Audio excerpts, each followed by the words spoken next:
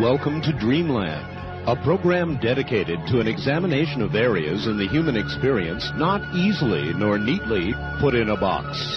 Things seen at the edge of vision, awakening a part of the mind as yet not mapped, and yet things every bit as real as the air we breathe but don't see. This is Dreamland.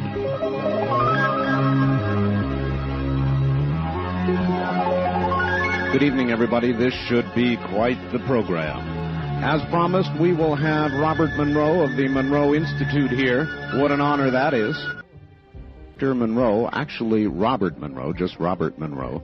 Coming up next, he'll tell us about the Monroe Institute. Have you ever wondered about travel? Not the type you take on a domestic airline, but the type you might take from your own body. Robert Monroe did. He'll tell you about it coming up. You're listening to Dreamland on the CBC Radio Network. I'm Art Bell.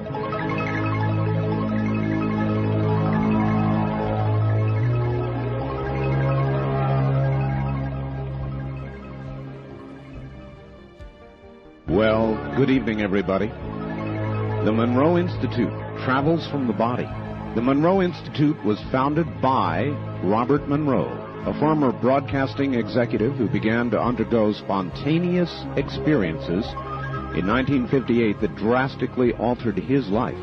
Unpredictably and without willing it, Mr. Monroe found himself leaving his physical body via a second body to explore locales unbounded by conventional concepts of time and space.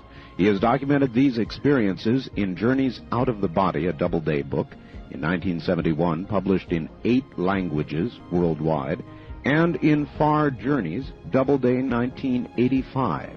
The Monroe Institute had its origins in the Research and Development Division of Interstate Industries Incorporated, which began investigating methods and techniques of accelerated learning in the late 1950s. That investigation led to some remarkable discoveries that dealt with the very nature of human consciousness. As a result, the basis of the research effort was expanded considerably. In 1971, the Institute was created to supplement that research effort. As a school, the Monroe Institute is composed of 2 divisions, and we will hear from spokesmen of both. The Education Division, which conducts classes and seminars and disseminates tapes and other materials in direct application of the methods it has developed, and the Research Division, which conducts ongoing studies in enhancement of human consciousness and the development of methods and techniques that may result in practical use thereof. And that is from a Monroe Institute pamphlet, and here all the way from Faber, Virginia, is Robert Monroe. Mr. Monroe, welcome to the program. It is an honor. Well, I'm glad to be here. Gee, do we have more than one person on the phone line here? Because it's very weak. It's very weak? Very weak, yes. Well, we can take one out and see what happens. Okay, we're going to have to do that because I can't hear you. Better now? That's a little bit better. Are you now the only phone line on? No, I'm the only phone line on. Oh, that is much, much better. All right. Much better. Anyway, welcome. It sure is an honor to have you here, Mr. Monroe. Well, I don't know what's going to happen after all that meteor stuff. Yes, isn't that quite the occurrence? That was very, very interesting. Mr. Monroe, if you would please take us all back and tell us how this began for you. Well, it's an odd thing because it was unexpected is the better way to put it. Back in 1956, my company was looking for some diversity type of things to do, so we got the idea that perhaps we could in turn help people learn during sleep. So being a specialist in sound, because of all of our company history, we in turn obviously began to use sound. First thing we found out, in order to help people to get to sleep, we got to get them to sleep. So what we did was develop some particular sound waveforms that help people go easily into sleep. And then we were beginning to test that after that. I, being one of the chief subjects, that we started in '56, and then 1958, I began to notice some odd effects of it. Oh. And it was a funny kind of vibration. And that's what it felt like, except it wasn't a physical vibration. And I went to my favorite doctors and so on, and they said, "Oh, no, you're fine. Don't worry." And so I finally had the courage to wait to see what this, instead of forcing myself out of this vibration, I finally said, well, if it's going to kill me, I'll let it kill me, and I'll have to try it. So I stayed with it, and after about 5 minutes, it faded out. And so, therefore, I tolerated it when it went from, and it didn't happen every night, maybe, once or twice a week or something like that. So I would wait till it completed, and then after it was through or faded out, well, then I'd go to sleep. And on one fateful night in September of '58, I was on a Friday night waiting for this to fade away so that I could go to sleep calmly. And in the midst of that, I began to think, well, tomorrow is Saturday, and being a sailplane pilot and member up in the New York area, I was thinking that a cold front had come through, and there'd be a nice, beautiful ridge lift and thermals the next day and on Saturday, and I'd be flying around in gliders and sailplanes. And as I was thinking how nice that would be in the sense of soaring power that there is in a thermal in a glider, all of a sudden I felt myself bumping against something, and I looked around, and to my surprise, I was on some type of flat surface, and I said, I wonder what this is. This is a strange kind of dream. I'm fully conscious. And then I looked around, and I thought, well, this is a strange thing to dream. Here's the thing that looks like a fountain coming out of the floor, as it were. And then I suddenly, with a shock, realized that what I thought was the fountain was the chandelier in the bedroom. Oh, my. So I turned with utter astonishment and rolled over, and in that bumping against the ceiling, I looked down, and there in the bed below, there I was in the bed below, and there was my wife lying in bed beside me.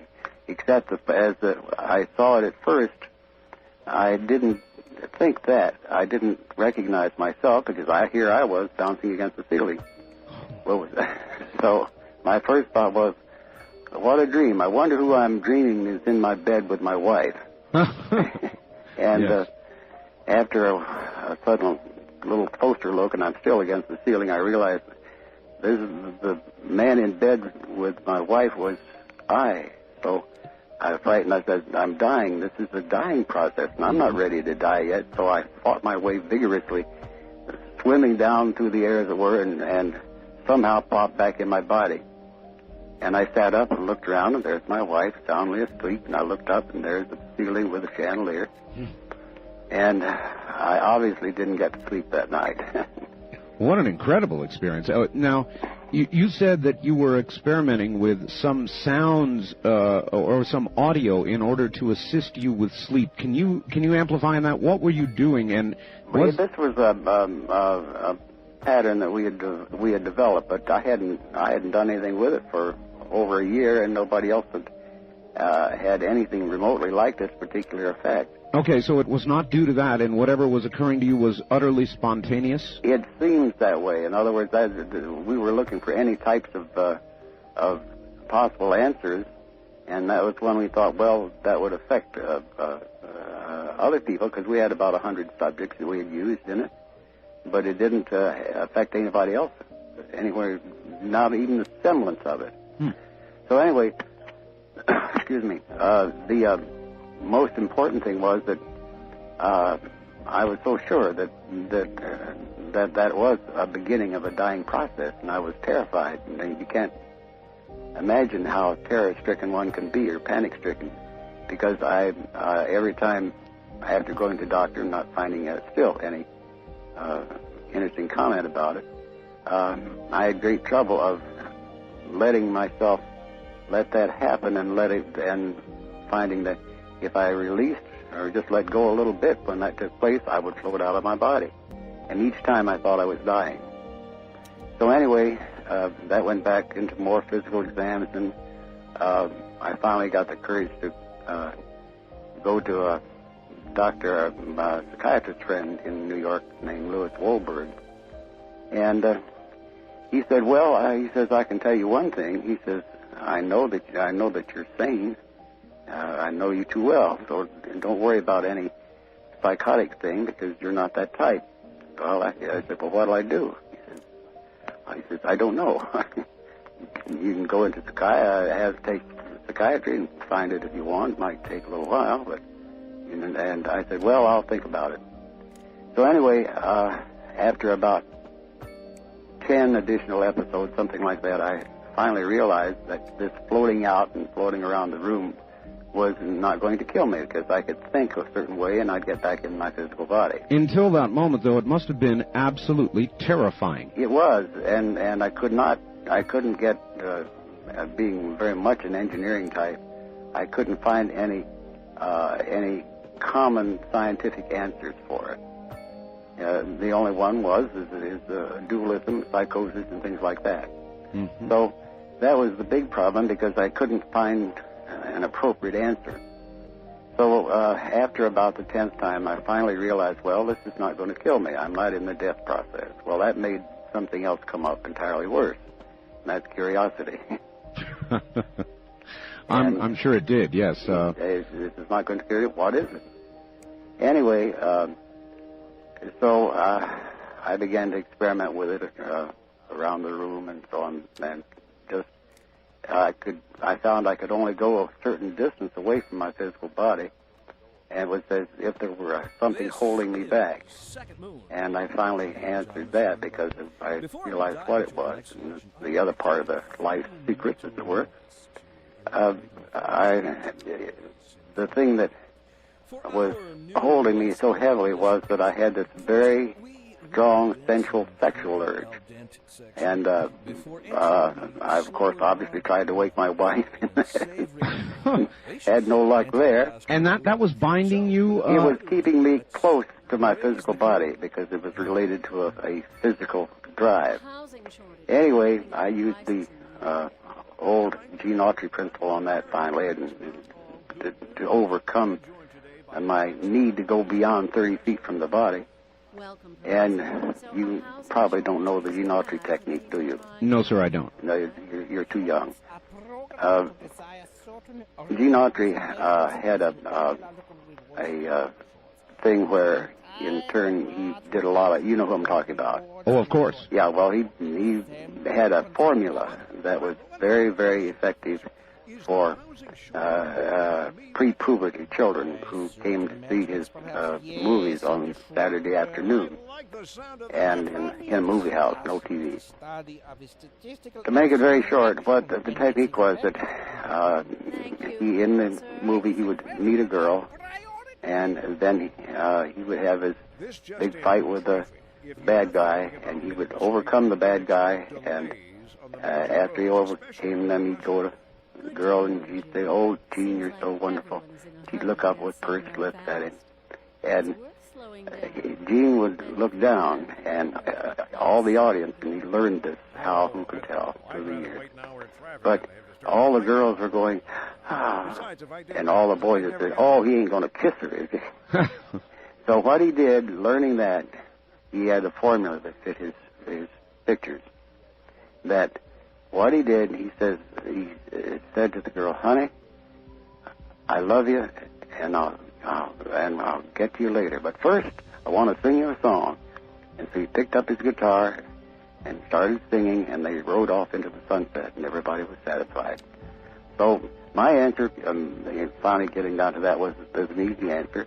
Fine, I'll say to this sexual drive of mine, I'll get to you later, but first I want to do this other. Yeah. And sure enough, it worked. So, in other words, you conquered it psychologically. That's right. And that released you. That's right. Then what? Then became a series of experiments, and I took this research team that I had and turned them loose in trying to find information about this.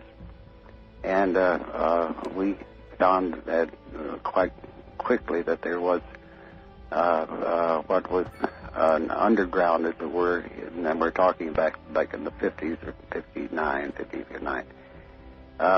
which was the area where all the you'd find the trance people and all types of mystical things, and sure, and call it Dreamland if you want. Well, anyway, after a long period of time, we found out the usual ones there, and I had meetings with that was right at the beginnings of parapsychology. And I went down and met with J.B. Rhine, for example. I don't know if you know the name or not. No, sir. Well, he was the leading figure in parapsychology in that era, about 1960, I guess, 59. Anyway, to make it short, I met with him, and he said on a Saturday at Duke University, and he says, it's indeed very interesting, but he says, it's not my department. And I said, well, what is your department? He says, oh, we work with cards. And I said, oh, thinking that I had a poker game the night before. And he explained how they have testing subjects for psychic ability by having them read cards before they're turned over and this kind of thing. Oh, yes, I'm familiar with that. Yeah, anyway, so I left, and as I was going out the door, this research assistant, Dr. Ryan, opening the door to get me out, says, Mr. Monroe, and I says, what? He says, don't worry about it. I says, what? Why? He says, I do it too. And that was the first person I ever heard who had ever done anything like it. And then following up that, mind you now, the fear had faded away, and it was trying to do something about it. It was another question. So I had another friend, a psychologist, named Foster Bradshaw, and I finally got the courage to talk to him about it. And he says, oh, that's nothing new. I says, well, I'm glad to hear that. And he says, there's a very easy way to handle it. And I says, what do you mean? He says, you go over to India. That's it. And you live in a ashram with a guru for about some time, and he'll tell you get it all fixed up in your mind. Uh-huh. And I said, well, thinking about my business and my home and my wife and 2 children. And I said, well, how long would this take? He says, well, that's not important how long it takes. Well, I said, how long do you think it'd take? He says, well, maybe 10 to 15 to 20 years. And I had my usual run with him, and I said, well, Brad, what would you do? And knowing that he has a wife who had 2 grand pianos, and that's why he's an industrial psychologist in New York, maintain things like that. I said, what would you do, Brad? He looked at me with this lofty smile and says, it's not my problem, it's yours. Yeah, nice answer. How much experimentation had you begun to do with this? In other words, once you realized it wasn't going to kill you, as you continued to have these experiences, what did you try to do? Well, I tried the very simple things, obviously, at first, and that is going through the walls in the house and out and around and stretching outward and going upward, obviously, in the being a pilot in airplanes, it was interesting to go up and go and play in the clouds. You see, because I no longer had the fear. But I gradually began to expand it, and my main key in the early era was to get stuff I could verify, such as go to some person's house and visit with them and try to make some kind of appearance or get information and bring it back. Were you able to do that? Very much so. And to my very pleasant surprise, as a matter of fact, in several cases I appeared as a people perceived, not knowing that I was there. That's the point. I didn't announce that I was going to go visit them that particular evening or whatever, but I appeared as sort of a little bit of a swirling gray mist, and that's why they saw me, not as a physical person, but as a gray mist. Wow. Anyway, it's most important to recognize that it was fully a year of this type of experimentation before I myself was convinced of the reality of it. That it was not an hallucination or a wild dreaming state or whatever. It took a full year of this before I said, yes, this is real. Did you, as time went on, were you more easily able to attain the state where you would be able to travel out of body? Oh, yes, very much. That's what all of this was.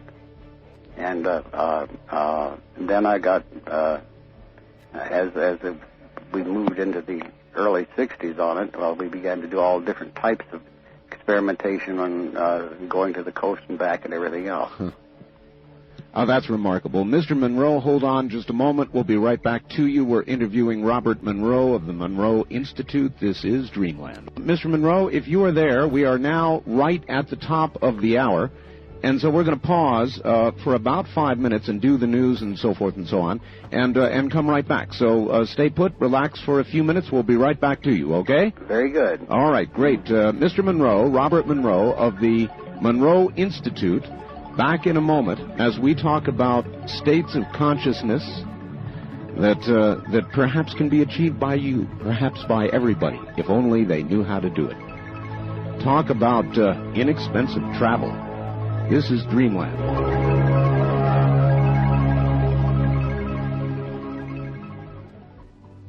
Well, we will continue with your calls and begin your calls shortly.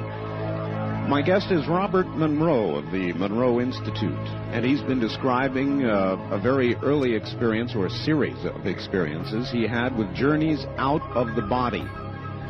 And this is really, I guess, the genesis of the Monroe Institute, internationally famed for what it does. And Mr. Monroe, are you there? Oh, I think I'm here anyway. Oh, you are, although I suppose with you one never knows for sure. No, they know for sure. I've gotten past that now. Tell me, there's been a lot of scientific study, and some not so scientific, of the near-death experience. Yes. And you mentioned that you thought it might have been an NDE that you were having. Is there a relationship to the NDE? Not in the sense that it's commonly been researched in recent years. It's a different kind of thing. We were very methodical.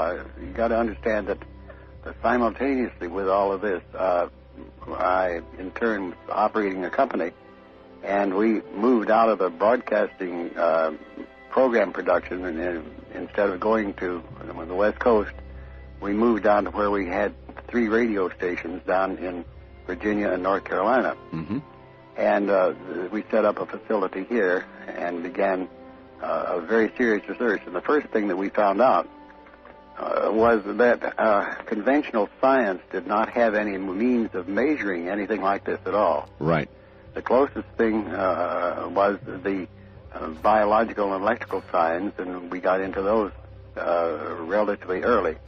But in going down to Virginia, then we did set up a research facility where we could indeed see if it was possible to measure other people in similar states.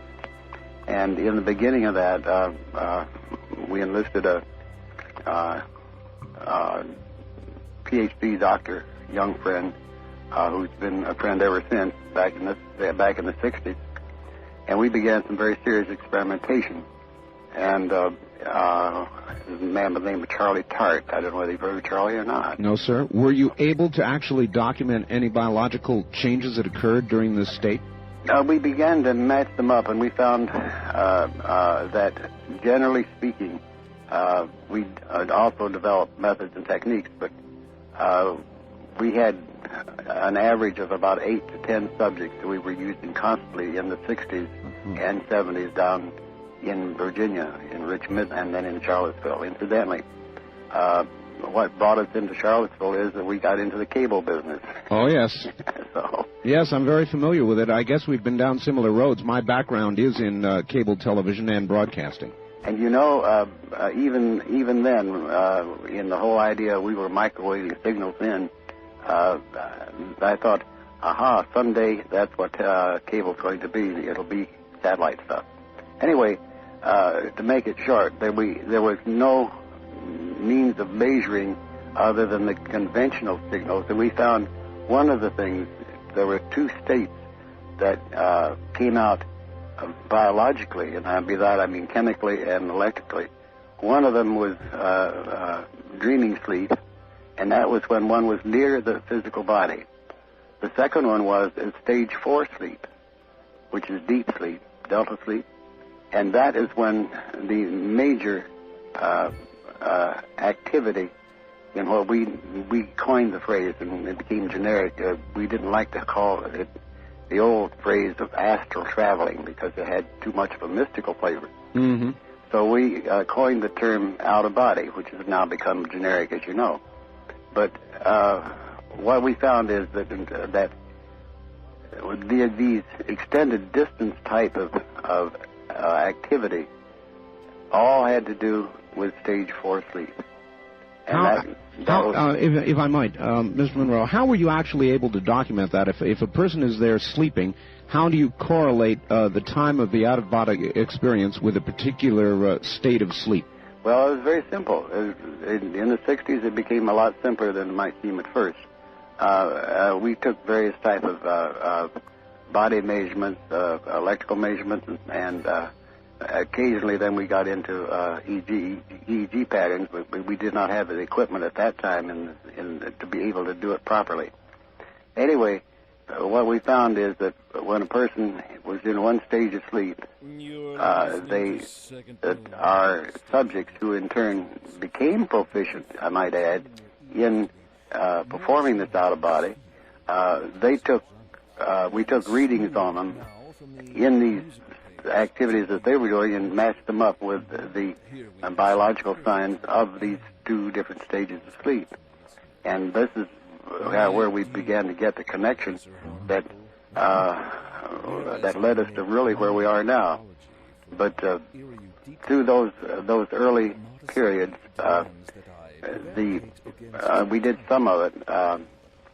We did at UVA, for example, back in the early days in the 60s, and that's where we at least got the beginnings of working on an EEG pattern. Out of that, we attracted attention from various scientific people as a result of just simply word spreading that we were looking at something from a different point of view as against a strictly mystical approach to it.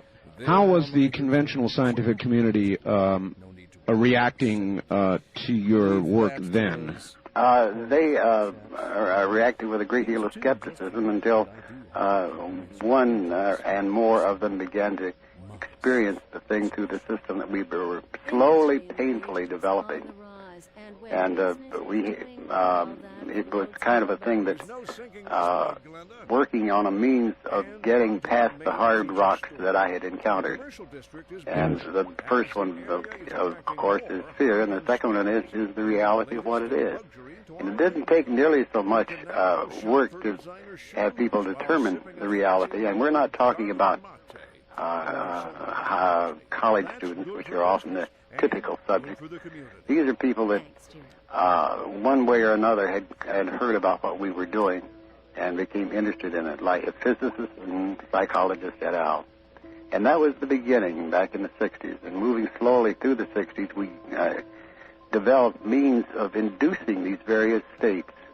And in inducing those states, we got it very simple. The first one was, and we gave them labels so they would be impartial in terms of states of consciousness. And the first one was very simple. We called it mind awake and body asleep. And this is what we call focus 10. And so we did establish these different types of states of consciousness that we could induce by using these various particular sound patterns. And so by the 70s, we had it had spread simply because the word would get out to among the scientific community, and those who were curious or had something similar happen to them were attracted to our work.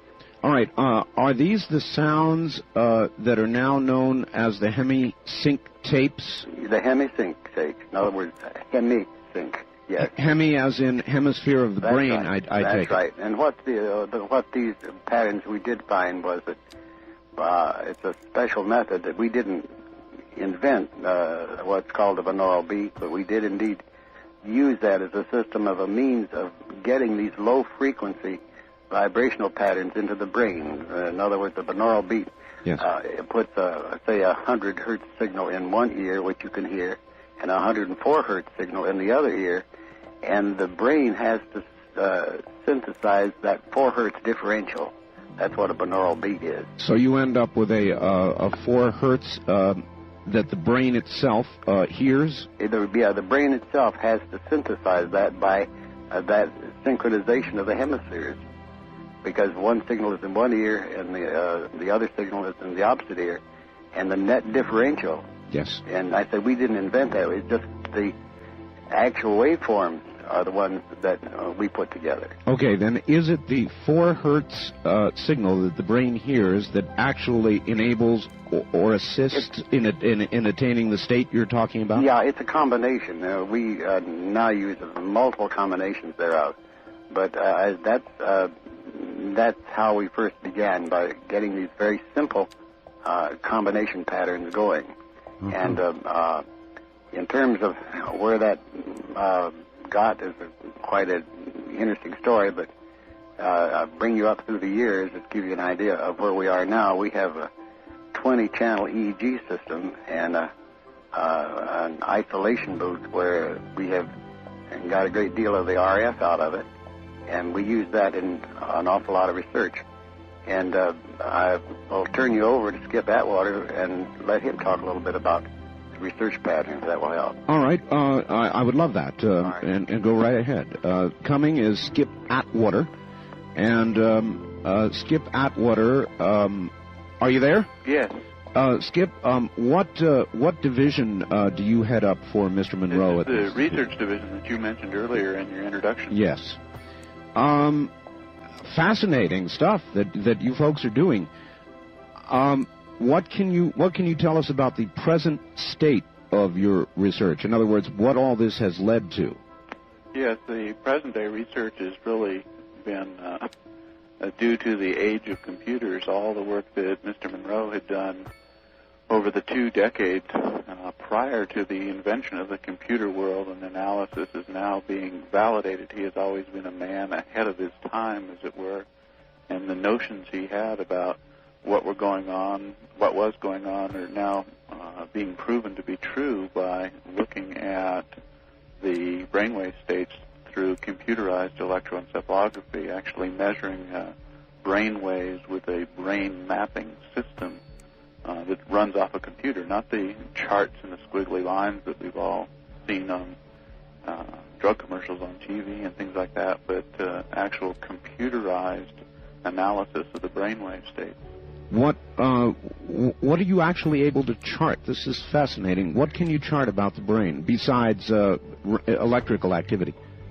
Well, we can see how the sound patterns originally invented by Mr. Monroe affect the change in the patterns of the brain, and those changes then have been identified over the years as being characteristic of states of consciousness. So you can actually see dissociative states of consciousness and transcendent states of consciousness as they're experienced by the people reflected in their brainwave states.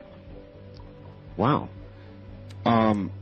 That's a significant accomplishment. What if somebody were there and we were actually observing this underway, how are you able to document this using a computer? Is it just that I'm totally lost? In other words, getting a little bit technical with me if you can, what exactly do you look at? What we do is watch an overall flowing pattern of brain waves.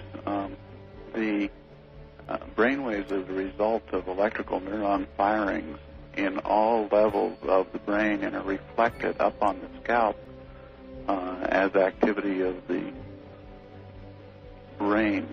Not all things actually occur in the neocortex, or that gray layer over the top of the brain.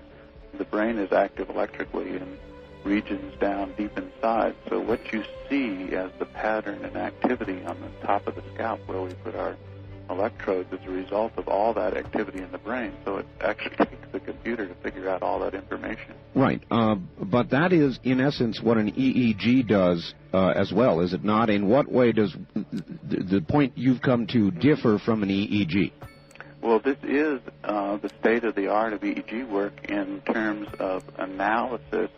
It's not just the squiggly line graphs. You can take and make a map of activity, a color topographic map, like you might see a weather map of the United States as the clouds pass over it and the weather fronts pass over it. You can see that same type of information passing over the scalp and over the surface of the brain.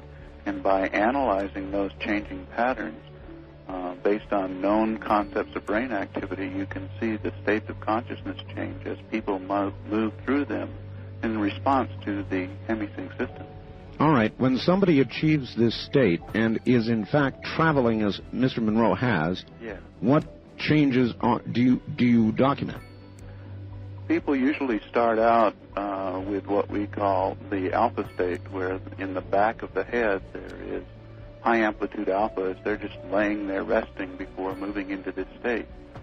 That pattern changes as they move into what the sleep researchers call stage 4 sleep, and what the consciousness researchers would call a dissociative state of consciousness, or dissociating from the physical awareness of the body.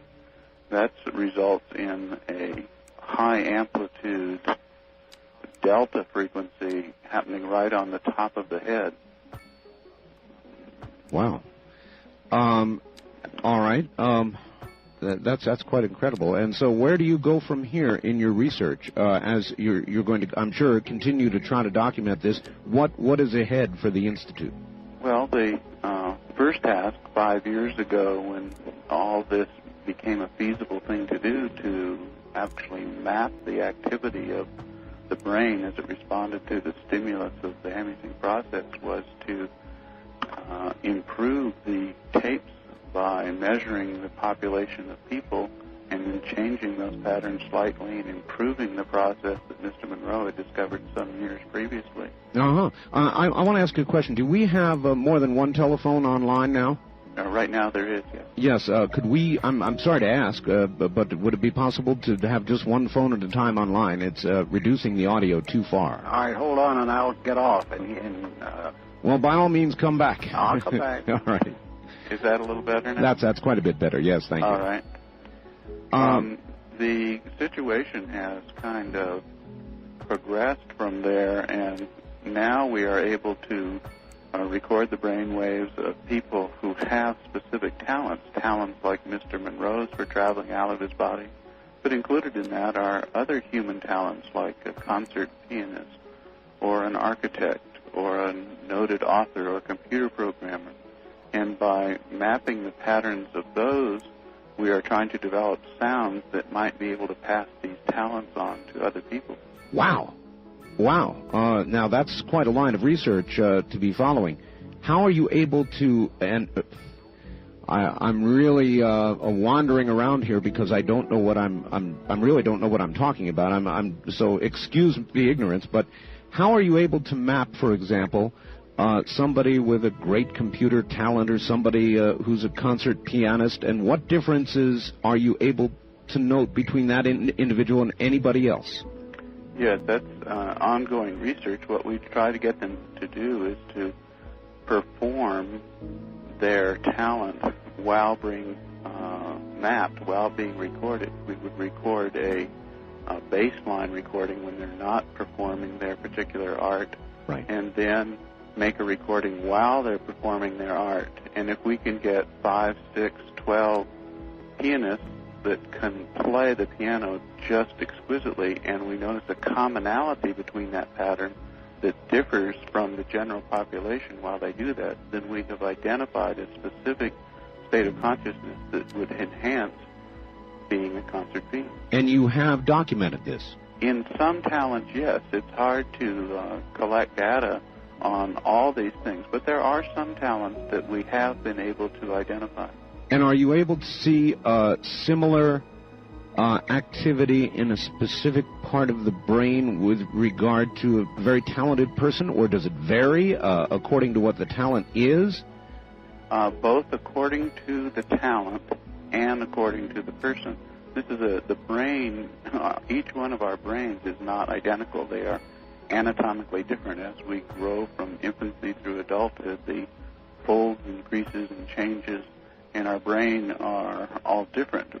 Fortunately, there are some common patterns, and it's ferreting out those common patterns over hundreds and hundreds of subjects that is our task.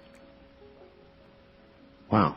That's quite a task you've undertaken. And I suppose when we get to the practical applications, we get into the educational division. Is that correct? That's correct.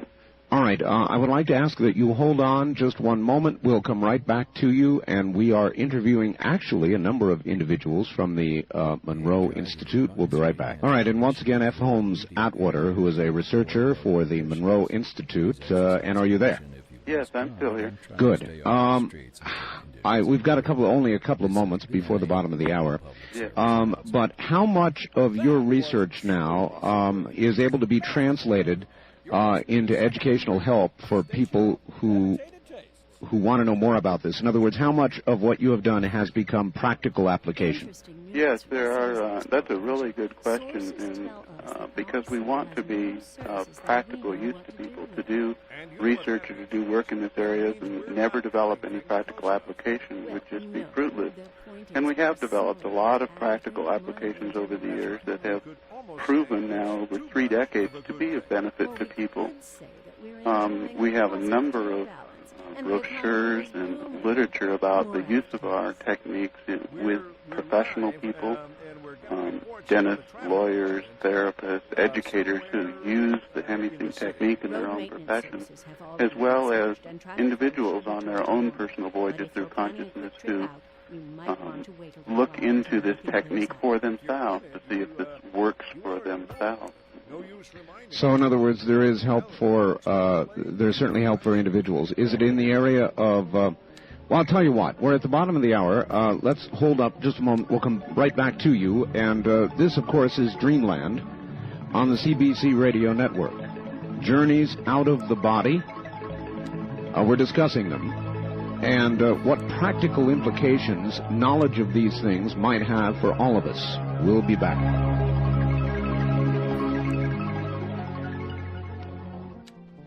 Everybody, welcome back.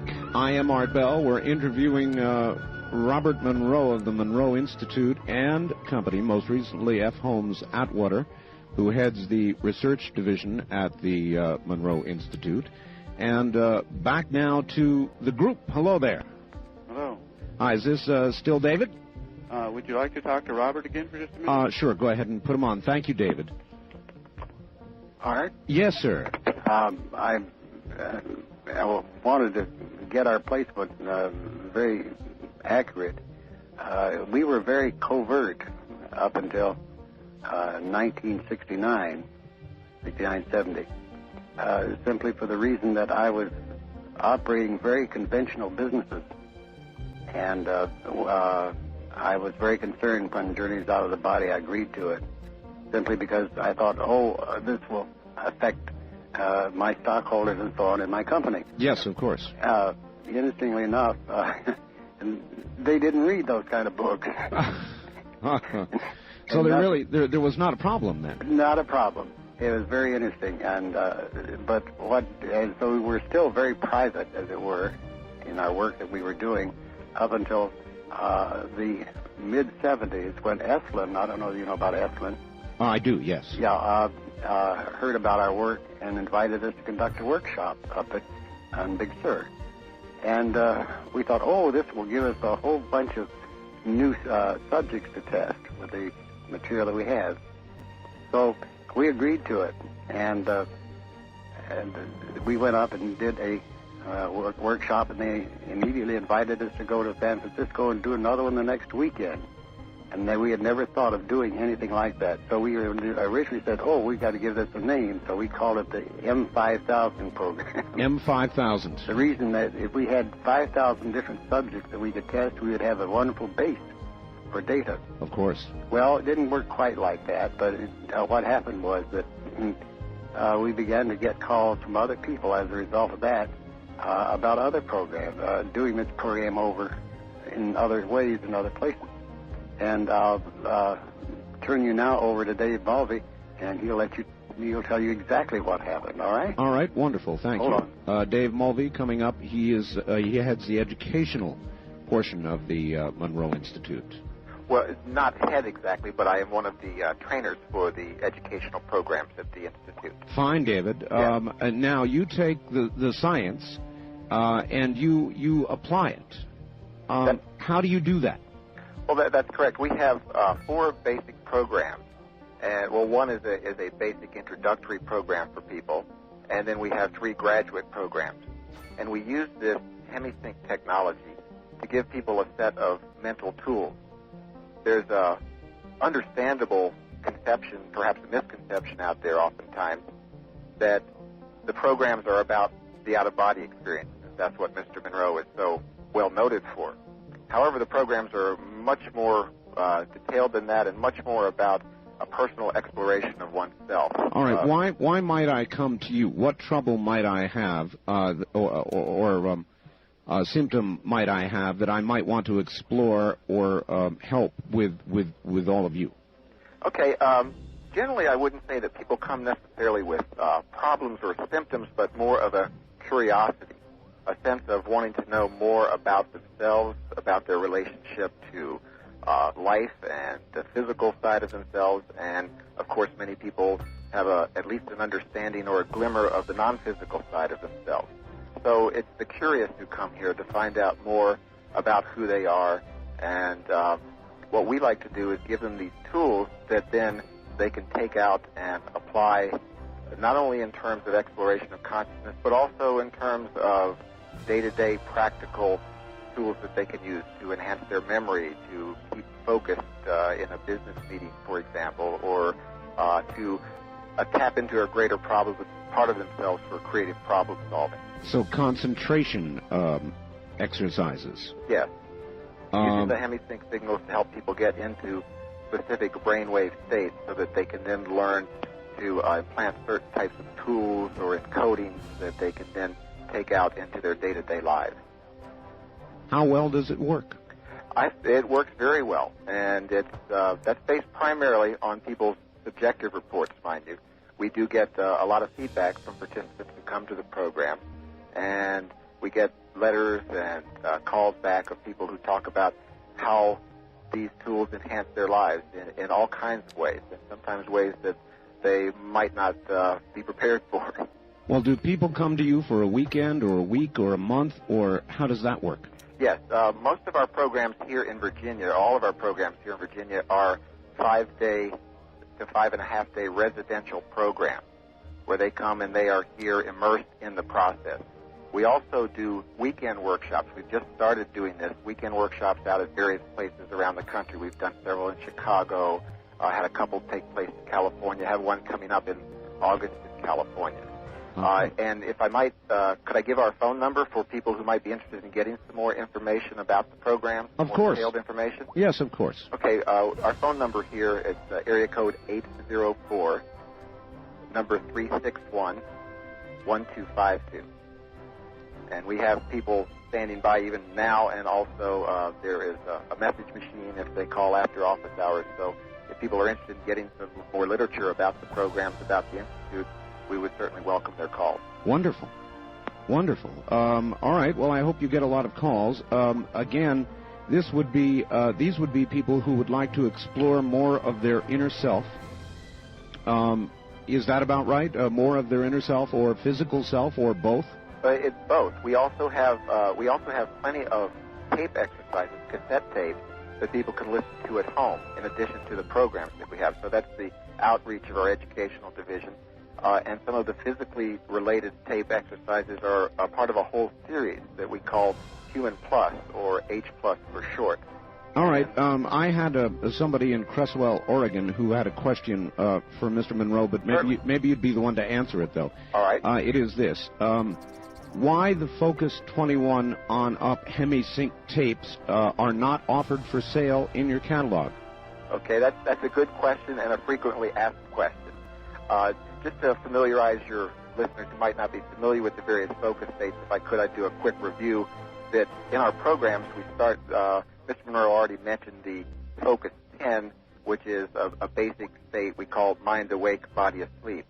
Beyond that, we have a Focus 12, which is the state of expanded awareness. Once someone has learned to detune the physical senses, yet maintain consciousness, then they can start expanding and experiencing beyond those physical senses.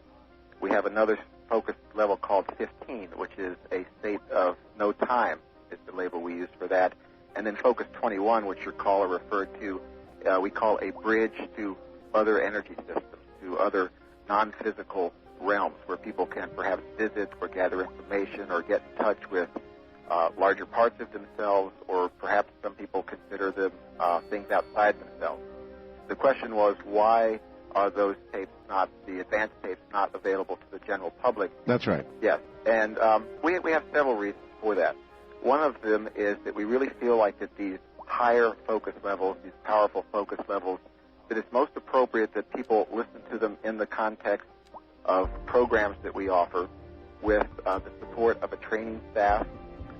It's not that we feel that people might have bad experiences, but they might have very powerful experiences that it would be helpful for them to have some counseling or the possibility to help them integrate these very powerful experiences.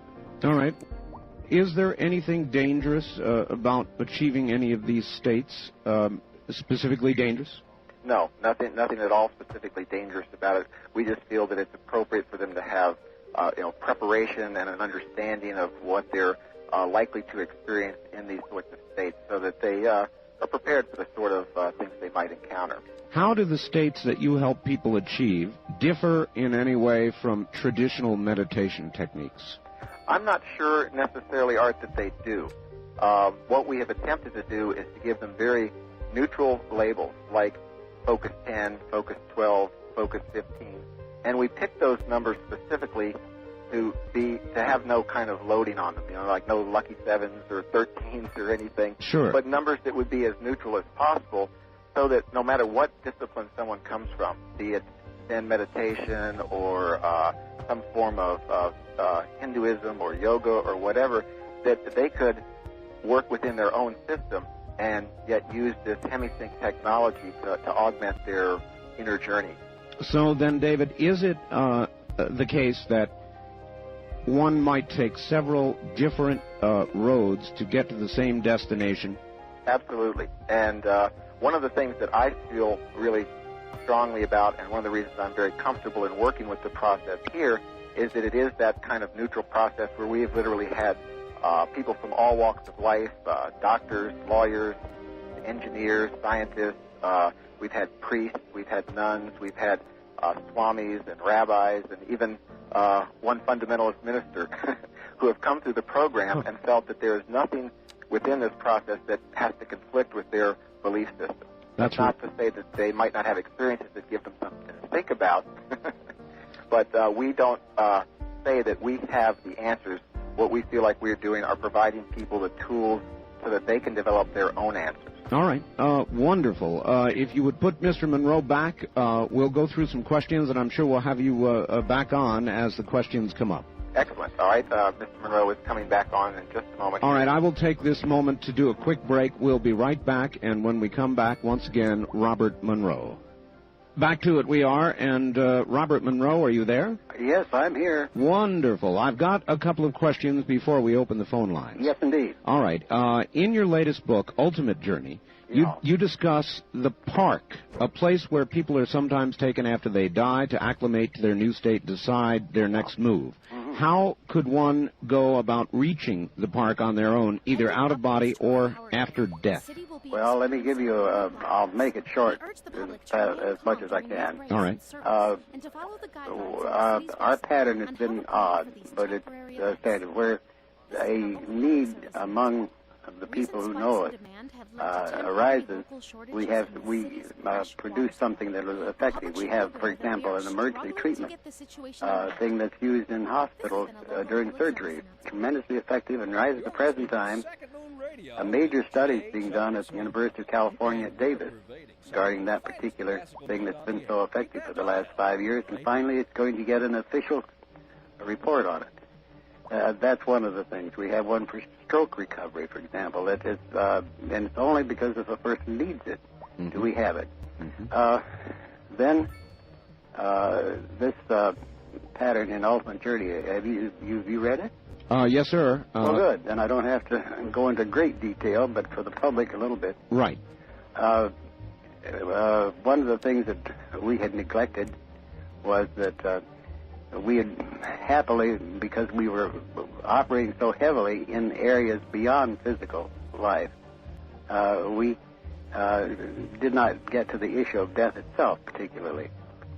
And so what happened, very simply, is that as in so many cases, in my own case, the need outweighs anything else. And 3 years ago, my wife, Nancy, contracted breast cancer. And as a result, I, in my typical demand way, said, well, let's provide a system whereby I can be sure that she goes to a place, if she passes on and dies, that I would be able to find her and be with her.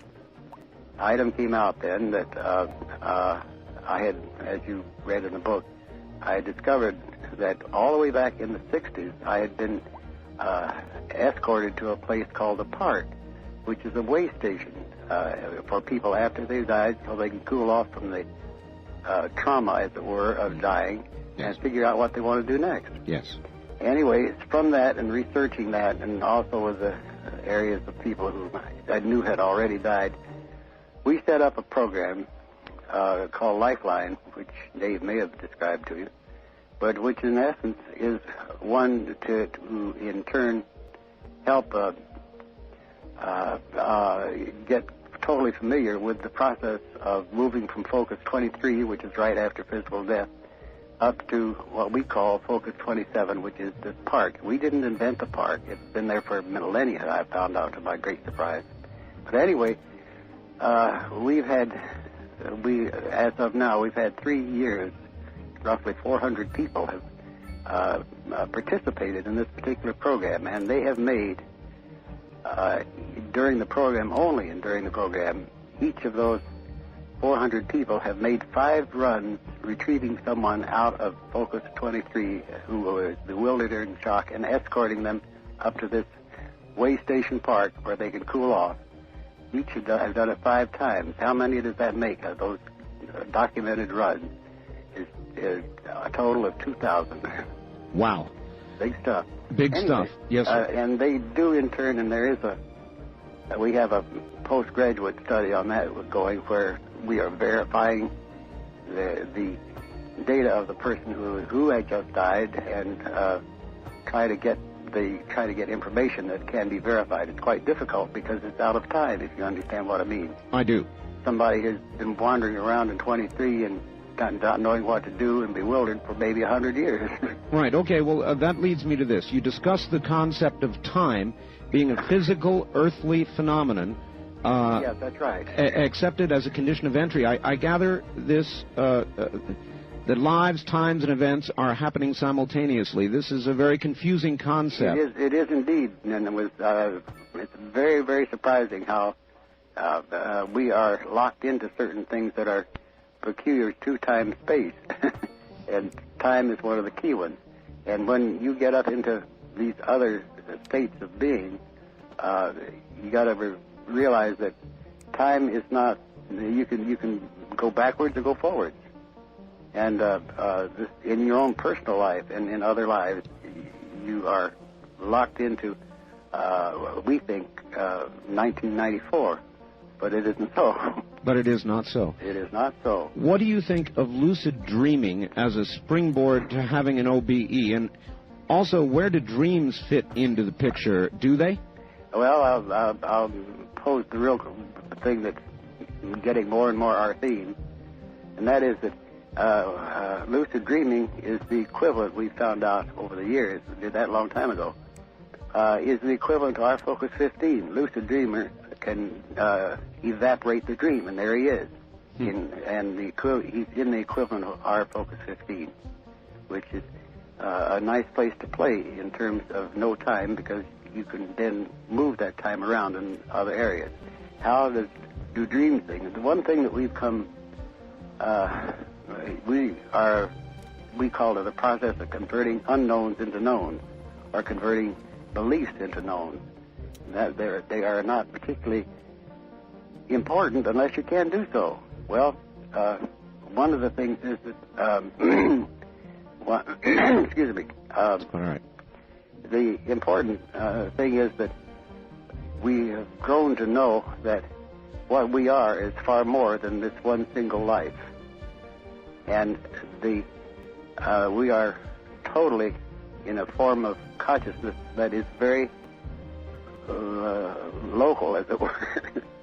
And the dreams that are interpreted as are the means of our total self attempting to get signals down to this conscious self here. And that's why they sometimes are very wild, and sometimes they're very funny, and sometimes they're just pure information. But that seems to be the direction that we feel that humankind has to go, is to begin to get past this discriminator circuit. And that's what we are doing, and get into that knowledge of that totality of what we are, and that it's being done. We're not the only people doing it, of course. Mr. Monroe, you've done very important work. It's known internationally. I want to ask you a hard question. All right. When your time comes and you pass, what will happen to the Monroe Institute, and will the work continue? That is very specifically has been set up to do that. There's much too many people involved in it, not just here, but as you said, worldwide. I can give you a number of illustrations, but it is being set up so that it will have a support system to continue well into the 21st century. Well, that's wonderful to hear, and I know a lot of people have wondered about it. If we could, Mr. Monroe, very quickly, let's try and begin to take a couple of calls here. On our toll-free line, you're on the air with Robert Monroe. Hello. Hello. Yes, sir. Where are you calling from? Seattle, Washington. Okay. Do you have a question? We don't have a lot of time here for Yes, I do. I would like to know where Mr. Monroe first learned about this technology. Okay. We've kind of covered that, I would say, but Mr. Monroe, a quick answer? Quick answer. Where I learned about it, I found about it the hard way. I'm the monkey that fell out of the tree, if you want to put it that way. And I had to figure a way to get back up into the tree. So really, through a personal experience that began all by itself, you set out on a quest to learn what was happening to you. Exactly. Out of necessity, as a matter of fact. And one of the most surprising things that has indeed come up in recent years, that back in those early days, I had an exquisite amount of help. And even today, I cannot assure anyone exactly where that help came from. One has to wonder, Mr. Monroe, how many people worldwide are going through exactly what you went through, perhaps without the support system that you luckily had nearby. Mr. Monroe, we're going to break here for the news at the top of the hour and come back and open up the phone lines. How's that? All right. Very good. Very good. Robert Monroe from the Monroe Institute, a very unique opportunity to talk with a researcher who has been there. We'll be back.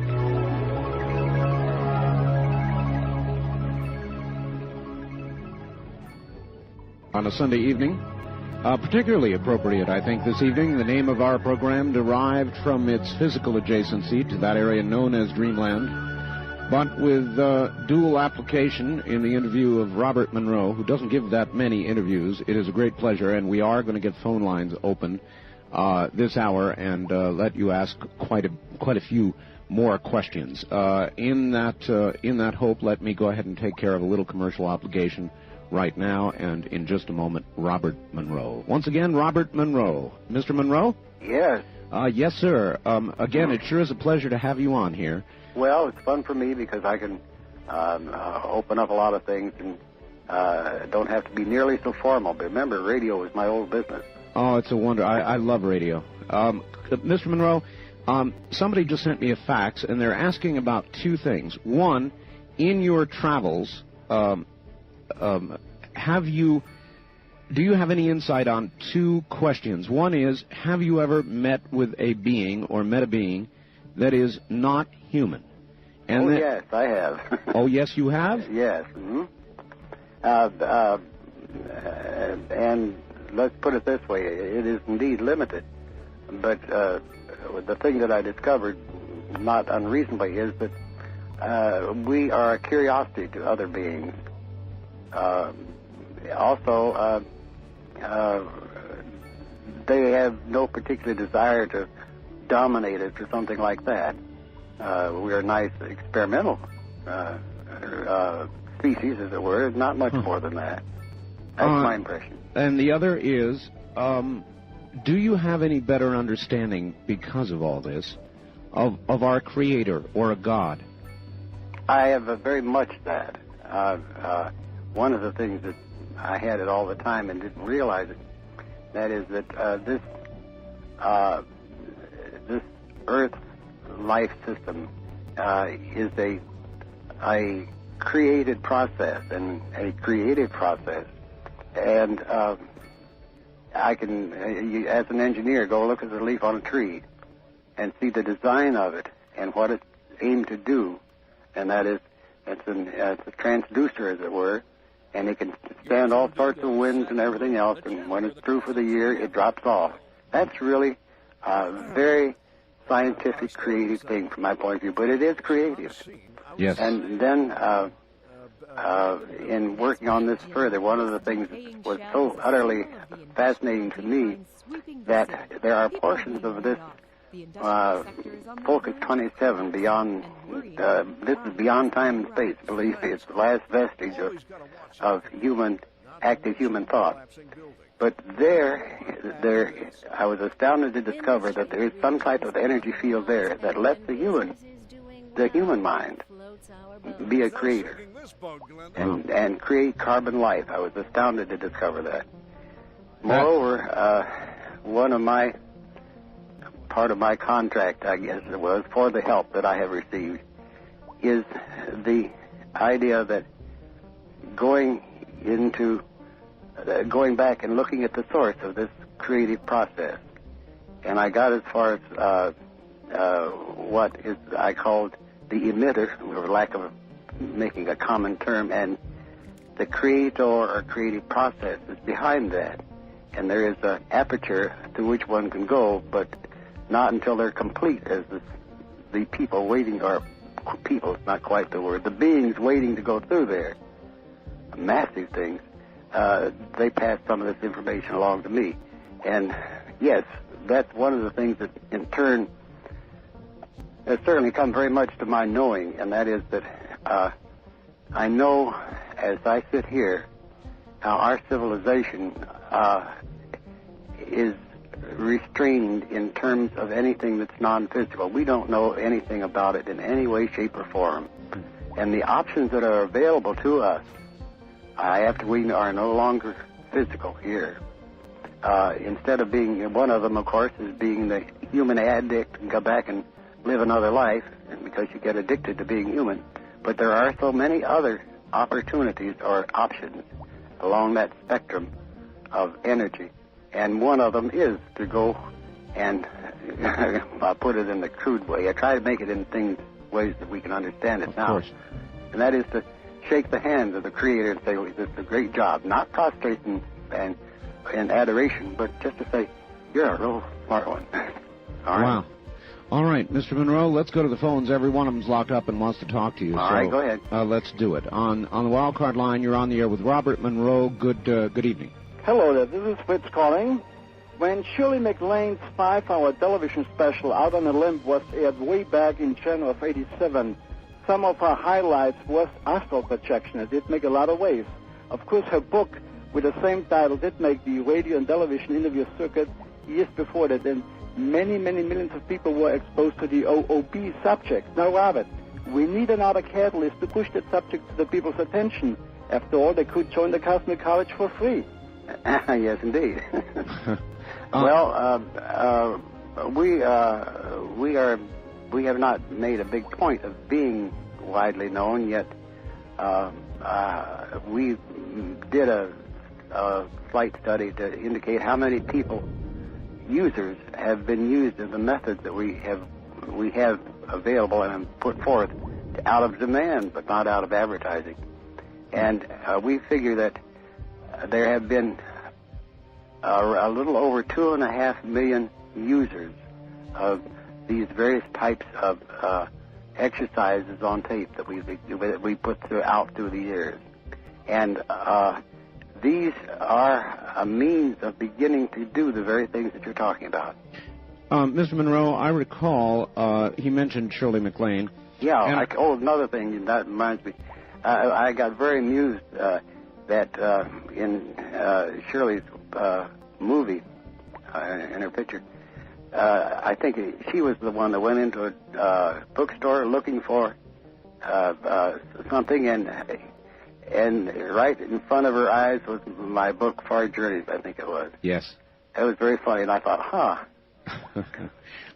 She alluded to the possibility or claimed that she had traveled toward the moon away from the Earth. Mr. Monroe, there are limitations that we believe we face physically with travel to other planetary systems with regard to the speed of light and all the rest of it. I'm sure you're well aware of that. Might out-of-body experiences be a way ultimately to travel where otherwise we may never go? Absolutely. We did a great deal of that in the mid 70s. And these were engineers and physicists principally. And we saw all the stuff on the moon before our shuttles and stuff got there. We went out to Mars and out beyond that. The trouble is, we found that we got nervous about going beyond the solar system, knowing how we might get back. We might get lost, until we found out it was very simple. All we had to do is to think back to our physical body, even though we may be 100 light years away, and we'd have no problem at all getting back. And you didn't even know, and you say, well, where have you been? Out there. We could say out there. Well, maybe NASA should be talking to the Monroe Institute. We've had some NASA people through. Oh, you have? Oh, yeah. On the wildcard line, you're on the air with Robert Monroe. Hello. Hello, Mr. Bell. This is Tom out of Seattle. Yes, sir. Oh, my God, I finally got through. This is incredible. I've had out-of-body experiences, I think, starting back when I was about 13. Yeah. I thought they were nightmares and things like that. Yeah. And as I progressed through my life, I remember about 17 it got more severe, and then got away from home, and then in my late 20s, it got extremely severe. And, I didn't know they were out-of-body experiences, that they were nightmares and something, freaky. And then all of a sudden, I started having control over it and kind of enjoying it. Good for you. Good for you. And then, all of a sudden, just like you were just saying earlier about that actress, I walked into a bookstore, and lo and behold, I'd never been there before. I didn't know what I went in there for. There was your book in front of my eyes.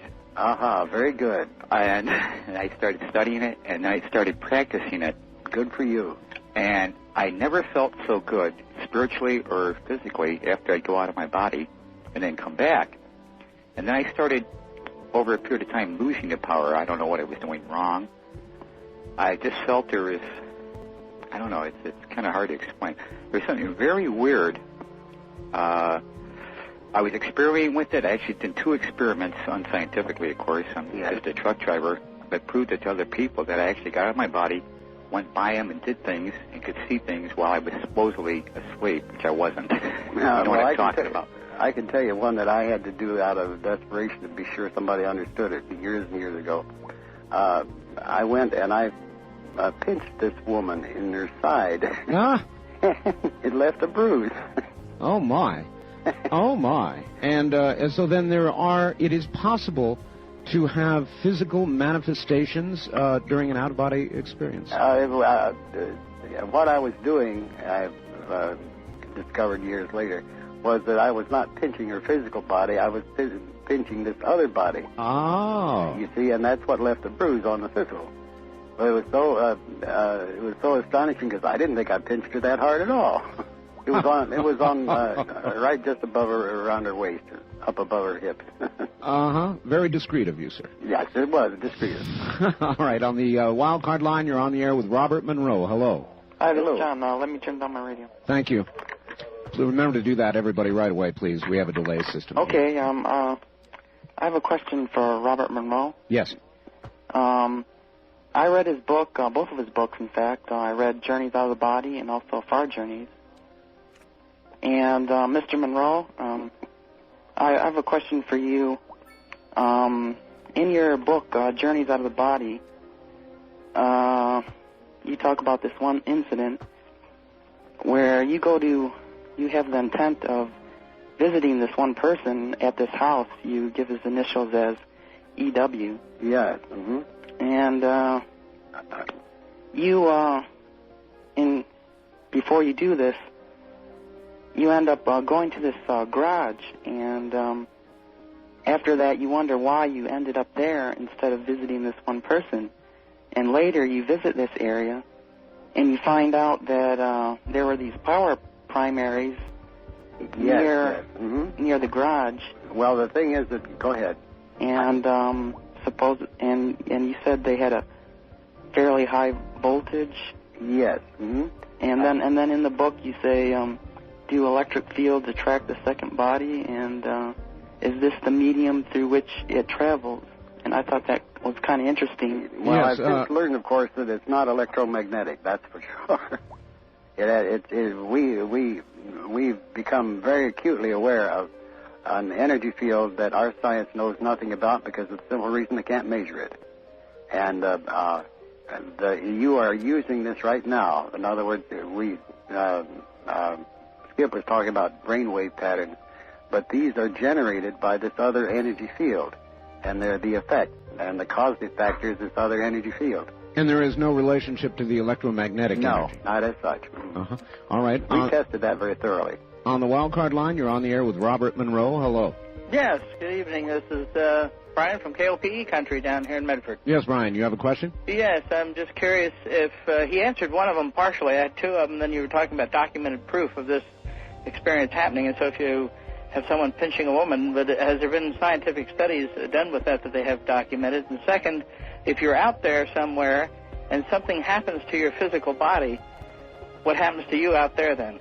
Well, it depends on how much it happens. One of the things that gets you back to your physical body, and you're out having a wonderful time doing all these things, and you get an urge, a signal to come back. And as in the early times, you've concerned, something's going wrong, the building's on fire where my body is, and all this kind of thing. And you know what the most common thing that pulls you back is the fact that your bladder is full. Yeah. Well, that'll pull you back and motivate you all the time. He also asked about documentation of physical effects. We have those. We don't make a consistent practice of it, but they occur quite naturally in what we do. And we have quite a long line of them in terms of that. But you see, again, we're dealing with an energy that cannot be measured scientifically, so you can only measure the effects of the energy. You understand the difference? Yes, sir. All right. That's the problem. All right. Wild card line, you're on the air with Robert Monroe. Hello. Hello, Mr. Bell. Hello, Mr. Monroe. Hello. I think you'd probably if I said this in the past, you'd probably think I was nuts, but... No, I wouldn't. I've had quite a few experiences with astral projection, in which case other people actually experienced my being there. They didn't know it was me, and I never told them in advance that I was going to do what I did. Very good. As long as you did not tell them in advance, that's a very important key. Okay, but now, it was incredible when I found out later, and another friend that I had told that I did this was on the phone with us. The three of us were on the phone, and it sort of unfolded. But what I wanted to ask you, and Art had Richard Hoagland on, and I asked him when he was on about the Viking lander on Mars and how specific questions about the arm that was supposedly jammed. Yes. And I actually had the experience that I went in 1978 to Mars and found that the arm was jammed and that I unjammed it. Hey, that's very good. But I haven't to this day, and it seemed like Richard Hoagland didn't came up with a very logical explanation of what happened, and he explained it over the air, so it may have just been my imagination. But I have very real experiences with it. Very good. And it was an incredible experience. Well, I can tell you the most common illustration of this other energy field of which we have a part and we manipulate a part, but we don't know we're doing it. And that is that you will maybe of an evening say, well, I ought to call Bill tonight. And 5 minutes after you think of that, the phone rings and says, oh, no, this is Bill. Well, I thought I'd just give you a ring. And how many thousand times a day that happens in the human, this human civilization? Well, is that precognition, or did you cause Bill to call you? You caused him to call. You were thinking in his energy field, and you imprinted him. And I must have had that happen, at least 500 times in the last 50 years. And in the last 50 years, how frequently have you sat down and wondered about the ethics of that? Well, that's a good question, isn't it? I think so. And the other part of that question that you immediately say, well, that's one of the things you see that's omitted within our culture and our civilization, and it's done a lot more than we consciously think. Makes one wonder how much action is really willful. On the toll-free line, you're on the air with Robert Monroe. Where are you calling from, please? This is Dave in Spokane, Art. Yes, hi, Dave. Again. Well, I said when we were talking with Mr. Hoagland that my expertise wasn't in that area. It was more in this area, and here we are. It's good to know that you're not alone. It's good to know that I'm not a kook, because I've been doing this. I'm 50, and I've been doing this since I was about 5. Yeah. And in the entire gamut, I've probably got a million things I could say to you. Well, what I would like you to do, if you've gone that far, or anyone else going that far, by all means, drop us a note. We would indeed like to hear about it. Well, I certainly would. And we would certainly appreciate it. And write to our staff psychologist, Darlene Miller. And all you have to do is Route 1, Box 175, Faber, Virginia, 22938. Route 1, Box 175, Faber, F-A-B as in boy, E-R, Virginia, 22938. F-A-B-E-R? Faber. Yeah. Faber. I would say Faber. It's Faber, yeah, but in Virginia they call it Faber. Okay. I have one question for you. Very quickly. Very quickly, have you ever been to a place where it was totally dark? All right, and hold that answer, Mr. Monroe, and we'll be right back with you. This is Dreamland on the CBC Radio Network, half-hour mark. My guest is Robert Monroe. There's more.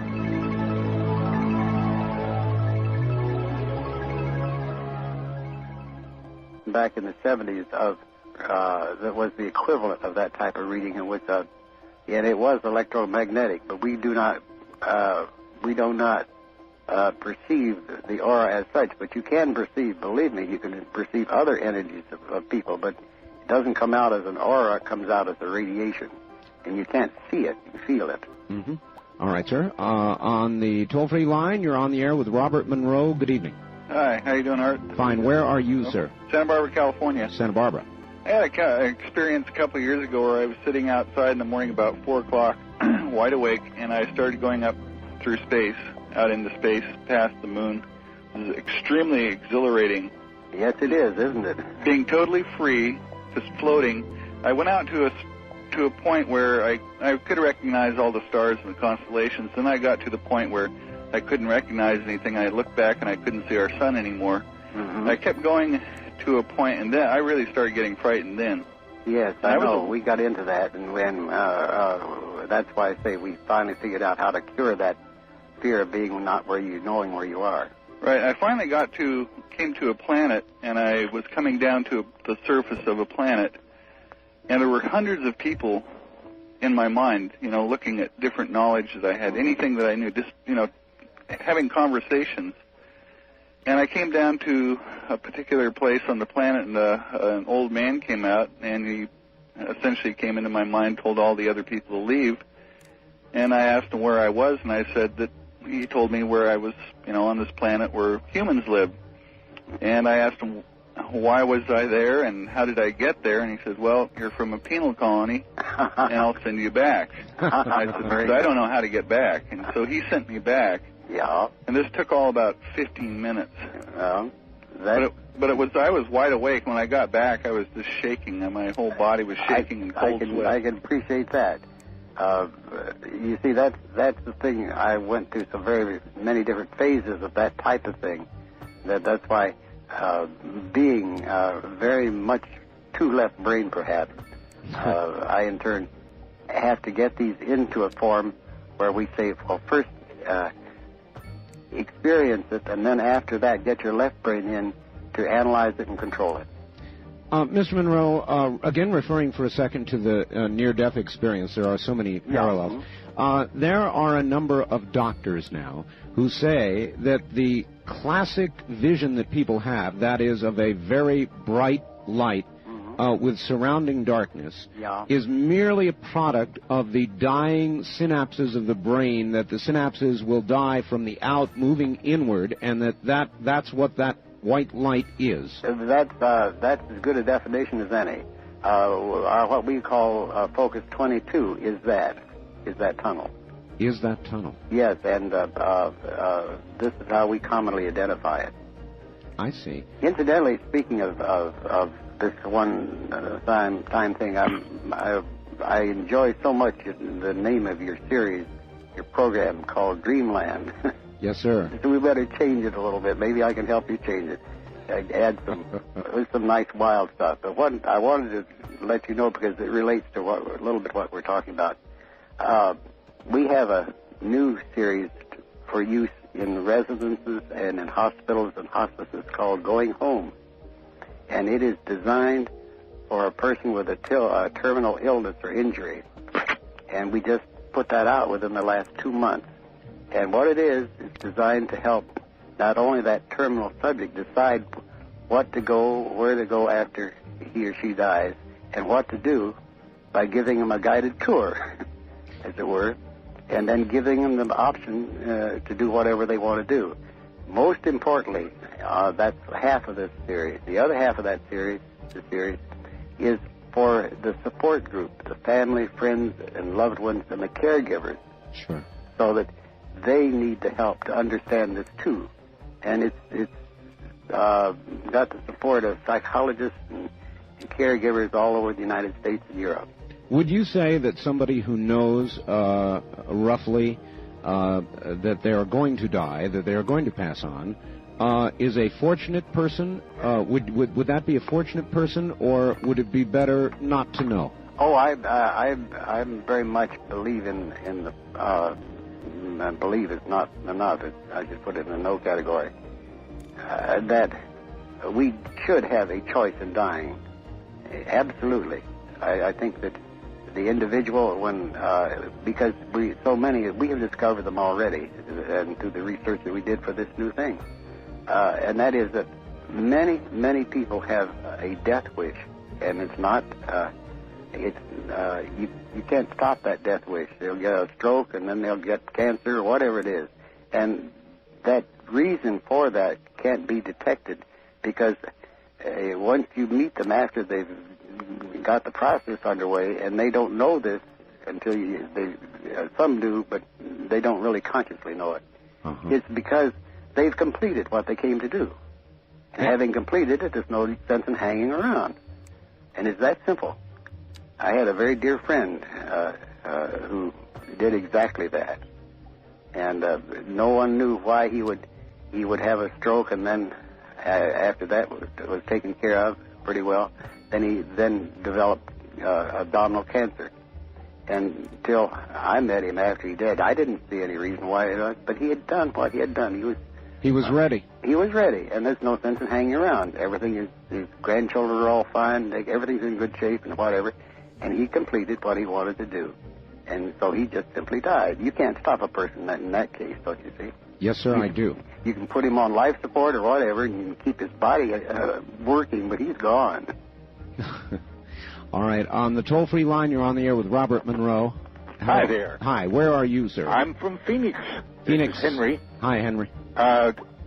This is fantastic. I wanted to ask a question about the vibration you felt, sir, originally. Is that like an inner electrical, like a finer electrical feeling than you would get from household current? Is it something like that and quite exhilarating? Yeah, it felt that way to me initially, and I have long since discovered that it was not electrical at all. Because I even had a test at that time to see what it was, and it was not even showing as a mechanical vibration, neither that nor an electrical one. So what else was it? You see, our science could not measure it. So, Mr. Monroe, you would tell people, do not fear death? Absolutely. I think that's the point, is that it's a terrible thing to fear it that much.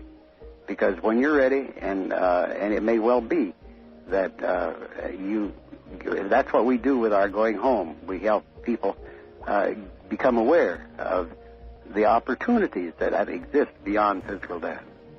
Mr. Monroe, will we ever come to a full understanding of the process of life and process of death? Are we ever meant to know, do you think? Absolutely.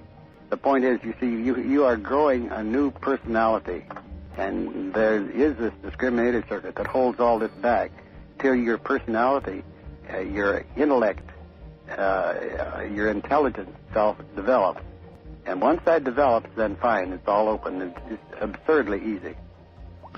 That's what your Dreamland is, don't you see? Yes, sir, I do. And Mr. Monroe, we're out of time. I want to give your phone number. I know there's 1 million people. The lines are still clogged. They have questions. It's area code 804-361-1252. Yes, and they can call that during the day tomorrow also. Okay. Or all during the week, as far as that's concerned. One more time, sir. Give us your address, please. And I'll make it real simple.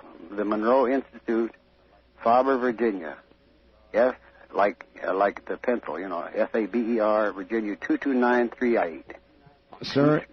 22938, 9749. All right, sir, it has been a pleasure having you on the program. I would love to do it again sometime. We're just out of time, and I've got to go. It did get going, didn't it? Oh, it did get going, didn't it? Mr. Monroe, thank you. My pleasure. Take care. Robert Monroe of the Monroe Institute. To order copies of this program or any other Dreamland program, area code 503-664-7966. It has been a pleasure. Thank you all, and good night.